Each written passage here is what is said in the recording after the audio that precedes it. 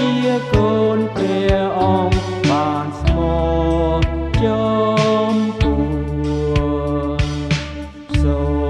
មផ្ដល់ព្រះគុណមកប្រងឲ្យបានចិត្តទុនសណ្ដងសូមដាស់តឿនផងព្រមបានសូគត់ជួខ្ញុំស្រឡាញ់ព្រះឧត្តមដោយខ្ញុំមានចិត្តរៀបចំថ្វាយដល់ព្រះអ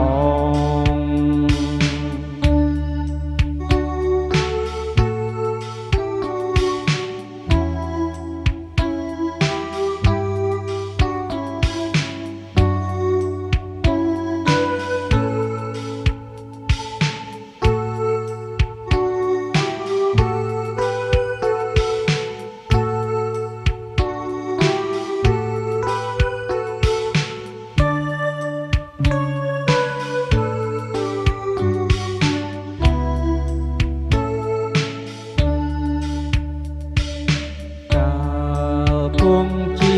វិតនៅឡើយមានទុកចម្រើនទៅហើយអោព្រះអង្គអើយសូមឲ្យងងឹតបាត់ចេញដងបាបទុកសោកម្នែវម្នេញឲ្យចិត្តខ្ញុំបានពោពេញដោយគុណ